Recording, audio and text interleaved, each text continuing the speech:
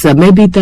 भगवान श्री कृष्ण पांडवों के परम मित्र और सारथी शिशुपाल का वध करने जा रहे थे। शिशुपाल ने श्री कृष्ण को 100 बार अपमानित किया था और श्री कृष्ण ने उसे क्षमा करने का वचन दिया था।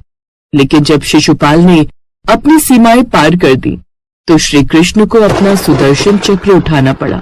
जैसे ही श्री कृष्ण ने अपना सुदर्शन चक्र चलाया, उनकी तर्जनी उंगली में चोट लग गई और रक्त बहने लगा। वहां मौजूद सभी लोग, यहाँ तक कि उनकी पत्नियां भी घबरा गईं।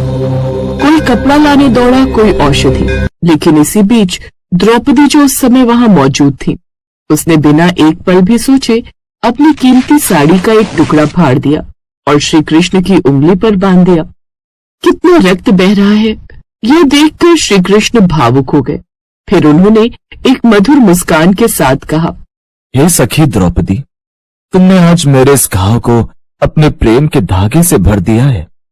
तुमने मेरे लिए जो किया है वह मैं कभी नहीं भूल सकता। तुम्हारा यह धागा मेरे लिए एक ऋण है जिसे मैं जीवन भर नहीं चुका पाऊंगा। मेरे प्रभु, आप ये क्या कह रहे हैं?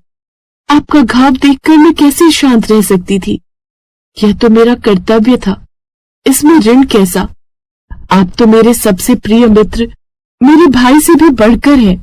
सखी, मित्रता का भी एक नियम होता है। तुमने आज मुझे एक पवित्र बंधन में बांध दिया है।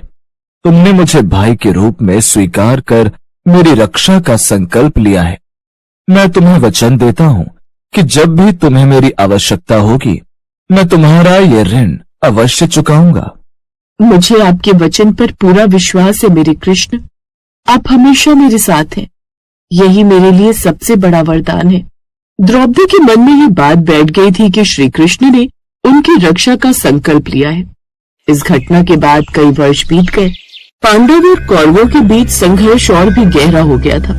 धृतराष्ट्र के जुए के महल में दुर्योधन ने पांडवों को जुए के लिए आमंत्रित किया, जहां शकुनी की चालों से पांडव सब कुछ हार गए, यहाँ तक कि अपनी पत्नी द्रौपदी को भी। जब द्रौपदी को भरी सभा में अपमानित करने के लिए लाया गया तो वह अकेली थी, निर्बल थी। दुर्योधन के आदेश पर दुशासन ने द्रौपदी के वस्त्र खींचने शुरू कर दिए। द्रौपदी ने जब सहायता की गुहार लगाई और कोई नहीं आया, तब उसे अपने प्रिय सखा कृष्ण की याद आई।